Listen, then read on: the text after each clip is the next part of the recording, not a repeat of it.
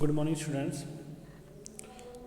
In the in your syllabus, the first unit is about reproduction.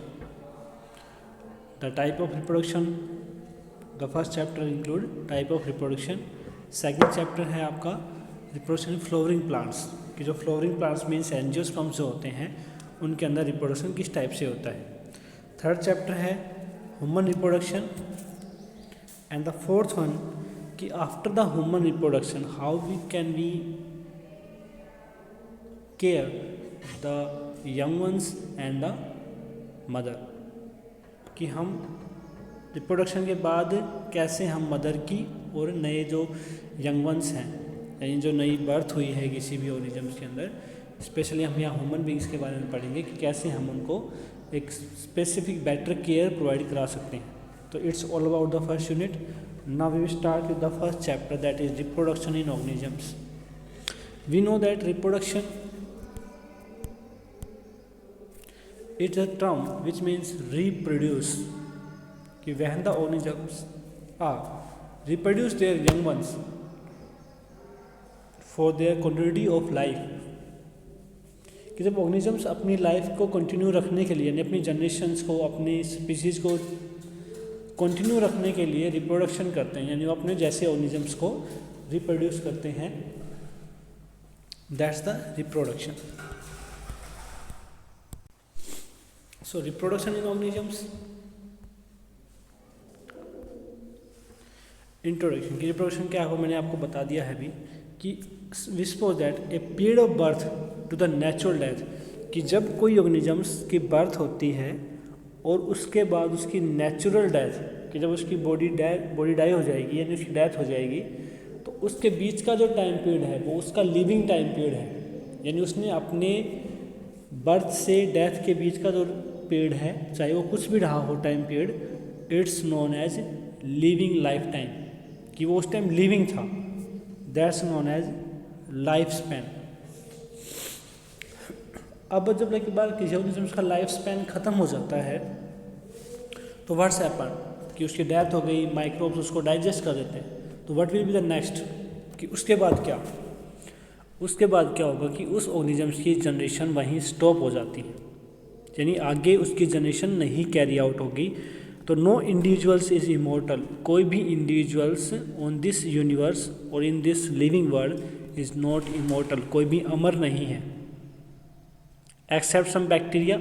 कुछ bacteria के अंदर होता है वहाँ भी बॉडी है वो दो पार्ट्स में डिवाइड हो जाती है, तो एक्चुअली वहाँ बॉडी की डेथ नहीं होती है लेकिन बॉडी दो पार्ट्स में डिवाइड हो जाएगी. Parent body divide into two parts but not exist singly कि वहाँ पेरेंट बॉडी अकेले एग्जिस्ट नहीं कर पाती है, वो डिवाइड हो जाएगी, फर्दर डिवीजन चलता रहेगा और इस तरह से वो हमेशा क्या रहेंगे, इमोर्टल रहेंगे, वहाँ उनकी कभी डेथ नहीं होती है. लेकिन कुछ ऑर्गेनिजम्स जो हायर ऑर्गेनिजम्स हैं वो अपने एक लाइफ स्पैन के बाद डाई हो जाते हैं, उनकी डेथ हो जाती है.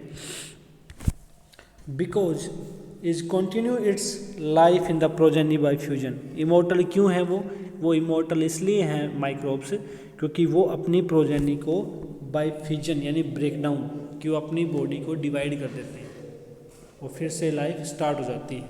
तो एक्चुअली वो मरे नहीं हैं, उन्होंने सिर्फ अपनी बॉडी पार्ट्स को डिवाइड किया है, अपनी बॉडी को फ्यूजन के अंडर प्रोसीड आउट किया है. तो what will the life span कि लाइफ स्पैन क्या होता है कि the period of birth to natural death of an organisms is called life span कि एक ऑर्गेनिजम्स की नेचुरल डेथ और बर्थ के बीच का जो टाइम पीरियड है उसको हम क्या बोलेंगे, it's known as life span.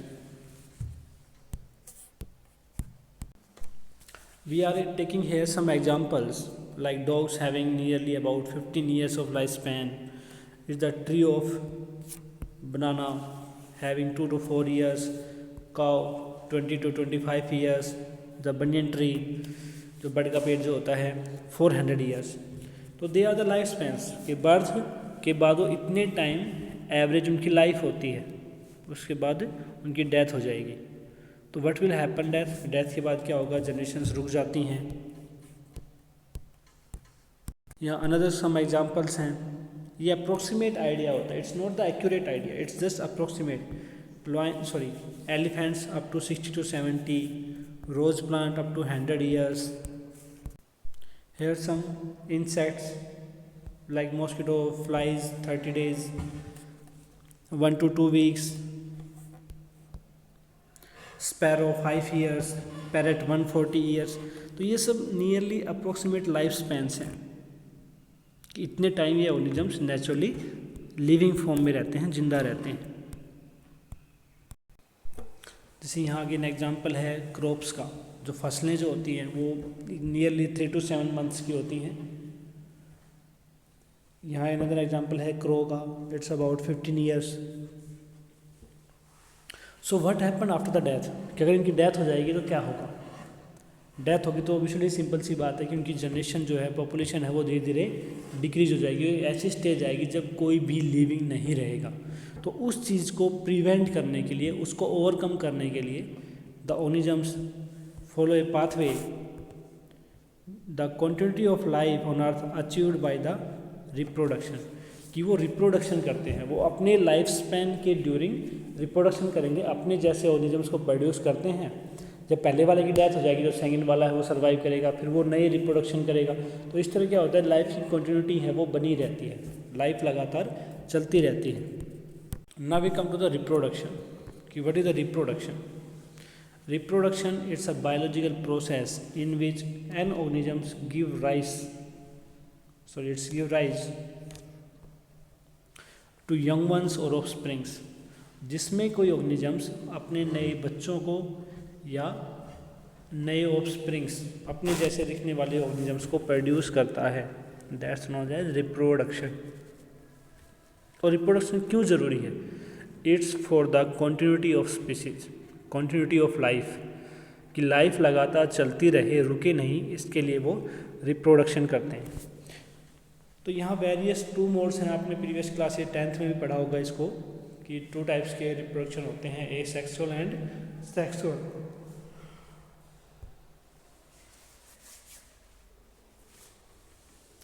It is the reproduction asexual means without form fusion of the 2 gametes, जहाँ 2 गैमेट्स नहीं होते, जहाँ सेक्सुअल एक्टिविटी नहीं होती, यानी जहाँ पर मेल और फीमेल गैमेट्स की रिक्वायरमेंट नहीं होती।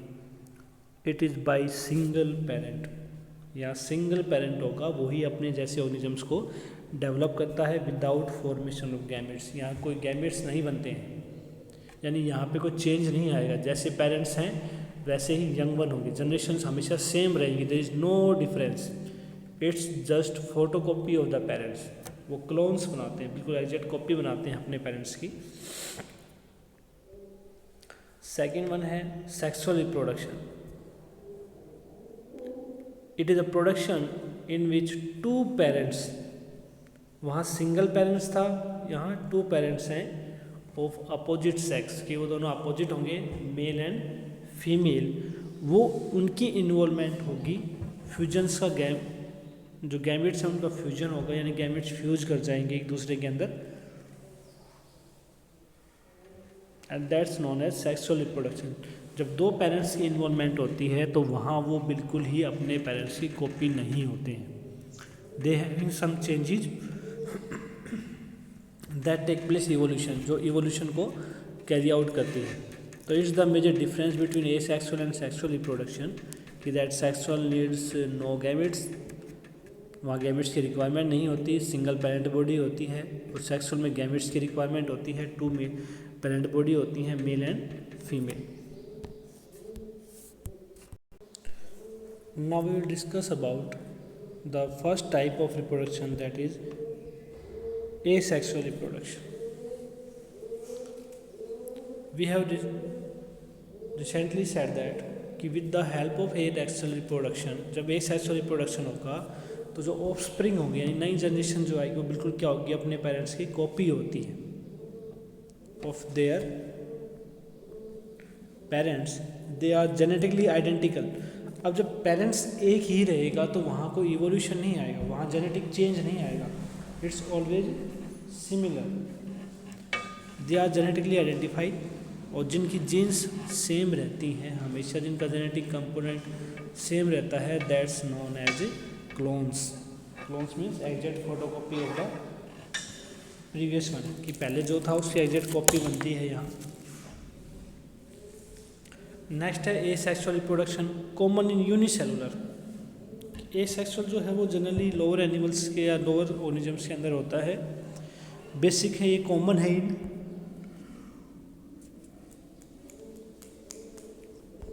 जितने भी यूनिसेलुलर हैं। यानी हमने जब +1 में क्लासिफिकेशन पढ़ी थी इसकी, तो हमने वहाँ पढ़ा था मोनेरा और प्रोटिस्टा, उनके अंदर जनरली ये होता है। प्लांट और एनिमल्स में भी होता है बट विद सिंपल ऑर्गेनाइजेशंस, सिर्फ उनमें होगा जो सिंपल ऑर्गेनिजम्स हैं, सिंपल प्लांट, सिंपल एनिमल्स, उनके अंदर एसेक्सुअल। अदरवाइज प्लांट्स और एनिमल्स में जो हायर कैटेगरी में आते हैं, हायर क्लासिफिक ऑर्गेनाइजेशन में, वहाँ सेक्सुअल रिप्रोडक्शन की नीड होती है, तो वहाँ एसेक्सुअल नहीं होगा। एसेक्सुअल सिर्फ कहाँ होता है? Unicellular organisms and lower animal and plants.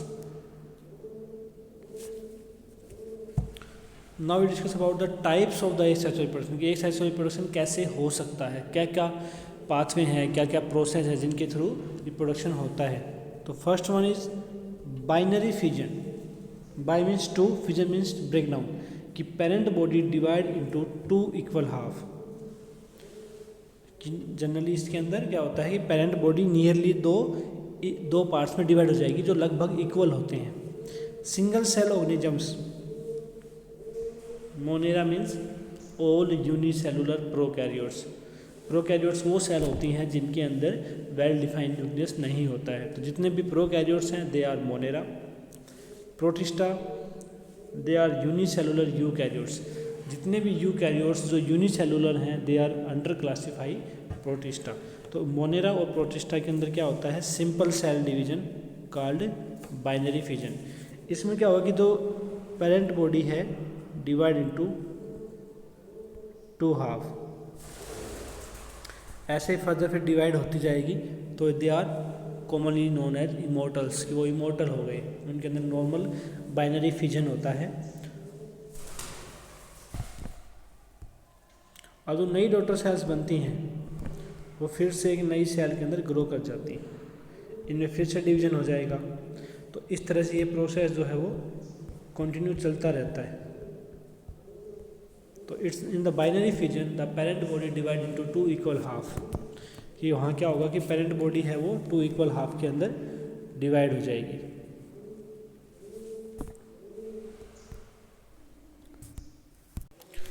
This is the example of also the binary fission in amoeba. Amoeba is the amoeboid protozoans which is the division of protista. ये protista के अंदर ही आता है, unicellular eukaryote है एक। तो यहाँ क्या होता है कि बॉडी जो है वो 2 डॉटर सेल्स में डिवाइड हो जाती है। It's the diametric representation, it's under the biological observations, कि बायोलॉजिकली ऑब्जर्व की गई हैं। ये डायग्रामेटिक या डायग्राम है उसका, जस्ट सिंपल डायग्राम। ऐसे जो है पेरेंट बॉडी 2 पार्ट्स में डिवाइड कर जाती है। तो यहाँ बेसिकली हुआ क्या कि पेरेंट बॉडी की डेथ नहीं हुई है, यहाँ पेरेंट बॉडी सिर्फ 2 पार्ट्स में डिवाइड हुई है। तो binary fission in amoeba is the first example of binary fission. Next type है बाइनरी फिजन के बाद zoospore. Zoospores are the basically motile, यानी जो मूव कर सकते हैं, asexual spore of algae and fungi. जो लोअर एल्गी जो होती हैं या जो फंजाई जो होती हैं उनके अंदर एसेक्सुअल स्पोर बनता है जो मोटाइल होता है।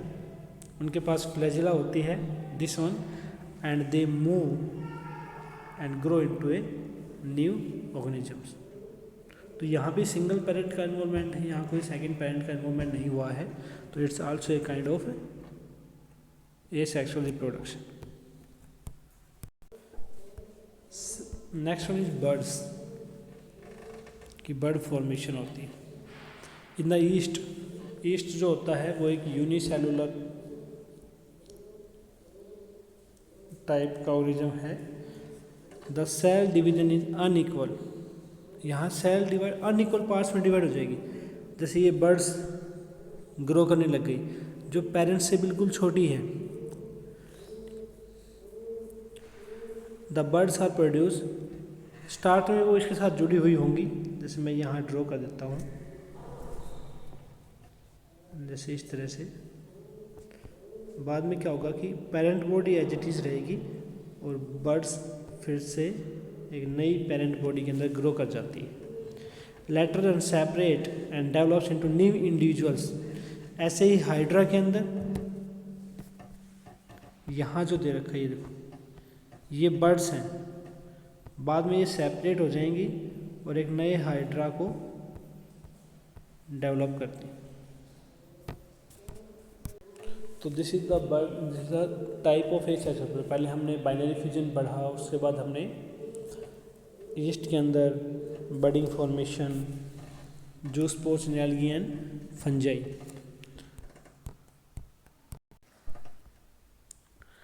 नेक्स्ट है गैम्यूल्स फॉर्मेशन। तो हमने पढ़ा था कि एसेक्सुअल रिप्रोडक्शन मोनेरा, प्रोटिस्टा और लोअर एनिमल्स, जो गैम्यूल्स जो होते हैं they are found in sponges. वो इंटरनल बडिंग्स होती है, इंटरनली एक बड डेवलप होगी स्पॉन्जेस के अंदर। They resist drought, high temperature, freezing, lack of oxygen, जिसके अंदर क्या होता है ऑक्सीजन की लैकिंग होती है, ऑक्सीजन नहीं होती, और वो freezing, lower temperature, high temperature, सूखा, ड्राउट्स कंडीशन जो होती हैं उन सभी के लिए रजिस्ट होते हैं, उसका उसके ऊपर कोई इफेक्ट नहीं होता है।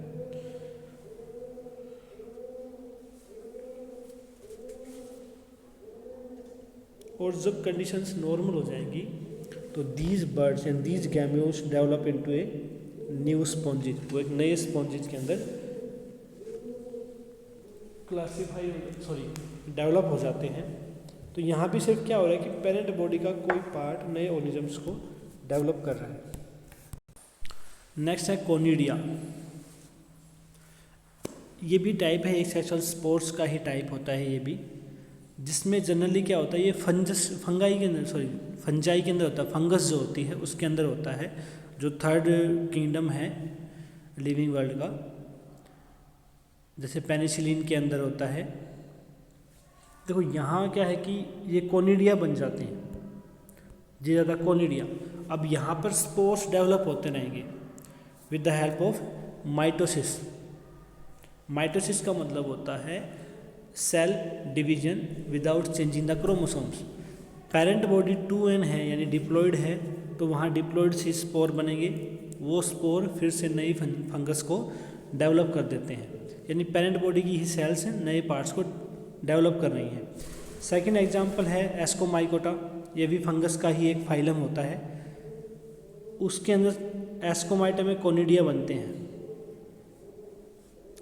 ये उसका digital structure, ultra microscopic structure दिखाया हुआ है, जिसमें जो हाइफी होती है, दिस वन हाइफी, जो थ्रेड लाइक स्ट्रक्चर होता है, उसके ऊपर कोनिडिया डेवलप करते हैं। ये कोनिडिया स्पोर्स को रिलीज करेंगे और वो स्पोर्स नई फंगस को ग्रो कराएंगे। यानी फिर से क्या हो गया कि एसेक्सुअल मोड से ही, यानी without involving the other parents, the new organisms are reproduce. अब तक हमने जो पढ़ा वो एसेक्सुअल मोड था, जिसमें बॉडी खुद से डेवलप कर रही थी, वो हमने एनिमल्स के अंदर पढ़े सारे examples. Now we are studying in the plants. जब प्लांट्स में हम एसेक्सुअल रिप्रोडक्शन की बात करते हैं तो it's known as vegetative reproduction. Plants में जो एसेक्सुअल टाइप का रिप्रोडक्शन होगा it's known as vegetative reproduction. ये नेचुरली होता है। First runners, rhizome, suckers, tubers, offset, bulb, इन सभी को हम individually one by one with the help of diagrams इनको डिस्कस करेंगे। तो it is clear that what is the difference between the sexual and asexual reproduction. Type of asexual reproduction की बर्डिंग होती है, बाइनरी फ्यूजन होता है, गैम्यूल्स बनते हैं, कोनिडियोफोर्स बनते हैं। Now we are going to through with the vegetative reproduction in plants और asexual reproduction in plants. The first one is runners. Runners का मतलब होता है हॉरिजॉन्टल, यानी सोइल के सरफेस के साथ साथ जब प्लांट ग्रोथ करने लग जाए,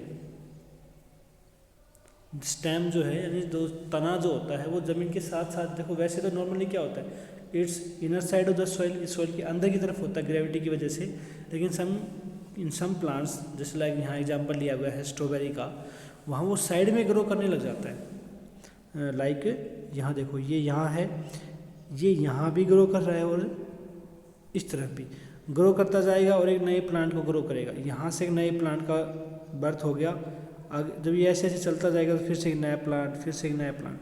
तो इस तरह से क्या होगा कि वो हॉरिजेंटली नए प्लांट्स को डेवलप कर रही है। It is a slender stem that grow horizontally on to ground, naturally it cut off and separated develops into the new individuals. और हम इसको यहाँ से कट करके इन पोर्शंस को, या वी कैन से दैट कि ये जो प्लांट है इसको हम यहाँ से सेपरेट करके अगर नई जगह लगाते हैं तो it's convert into a new plant. तो एक्चुअल हमने यहाँ कोई सीड यूज नहीं किया, हमने यहाँ सिर्फ क्या किया, प्लांट के एक पार्ट को ही यूज कर रहे हैं नए प्लांट के लिए। So it's the runner type. Common example is strawberry, strawberry के अंदर होता है ये। The next one is rhizome, it the modified underground stem, कि जब कोई स्टेम सॉइल के अंदर रहता है और वो मॉडिफाई हो जाए, जैसे जिंजर के अंदर, अदरक के अंदर होता है। अगर हमें अदरक ग्रो करानी होती है तो हम क्या करते हैं, अदरक के पीसेज करते हैं और उसको सॉइल के अंदर, सॉइल से कवर कर देते हैं, तो it convert into a new plant, वो फिर से ग्रो करने लग जाएगी। And it's the type of asexual. हमने यहाँ सिर्फ अदरक के लिए कोई सीड यूज नहीं कर रहे हैं, हम सिर्फ जो पहले से हमारे पास प्रेजेंट है उसी को पीसेज में डिवाइड करके, कट करके हमको सॉइल के अंदर लगा रहे हैं और फिर से एक नए प्लांट के अंदर ग्रो कर जाते हैं। That's known as rhizome type of vegetative reproduction. जैसे कैना के अंदर और जिंजर के अंदर। The next type is suckers, basal shoot system. Basal shoot का मतलब यह है जो स्टेम है हमारा, उसका बेसल पार्ट और रूट स्प्राउट्स, जब रूट्स ग्रो करने लग जाती हैं। एंड एडवेंटियस सूट, जब स्टेम में से या ब्रांचेज में से कोई नई ब्रांचेज डेवलप होने लग जाती हैं एज ए न्यू प्लांट, कि वो ग्रो करने लग जाएंगे। It grow from a bud at the base of the tree, जब बिल्कुल तने के बिल्कुल नीचे से, यानी जहाँ से रूट्स स्टार्ट होती हैं वहाँ से एक नया प्लांट ग्रो करने लग जाएगा। That's known as suckers. ये स्पेशली चेरी और एप्पल के अंदर होता है, जहाँ प्लांट स्टेम जो है नए प्लांट को ग्रो कराएगी। The next one is tuberosums. Potato के अंदर होता है ये। Tubers, modified plant structure that are enlarged to store the nutrients, कि जब प्लांट के अंदर कोई प्लांट स्ट्रक्चर मॉडिफाई हो जाता है फूड को स्टोर करने के, हम ट्यूबर बोलते हैं। Short thick and underground stem. Tuber basically क्या है, मॉडिफाइड स्टेम है जो फूड स्टोरेज के लिए यूज होता है। जैसे हम पोटैटो के अंदर पोटैटो को रख देते हैं, अगर हमने पोटैटो को मॉइस्चर के अंदर रखा तो इट्स डेवलप बड्स, जिसको हम आइज ऑफ पोटैटो बोलते हैं जनरली। आइज ऑफ पोटैटो, जब हमें पोटैटो की खेती करनी होती है तो हम क्या करते हैं, पहले पोटैटो को मॉइस्चर में रखते हैं।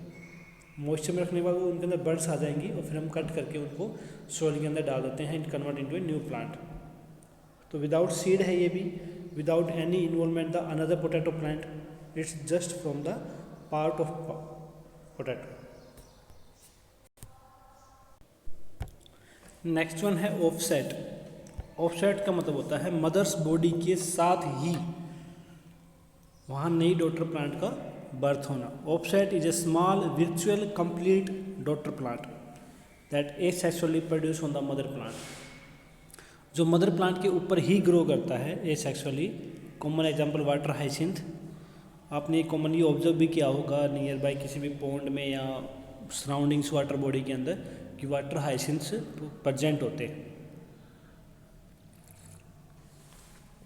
वो लगातार विर्चुअली कंप्लीट डॉटर सेल्स होते हैं, वो लगातार ग्रो करते रहते हैं and increase their numbers.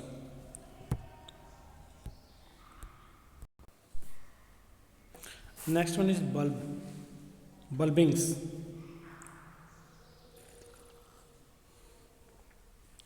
Bulb is a short stem with fleshy leaves और लीफ बेसिस।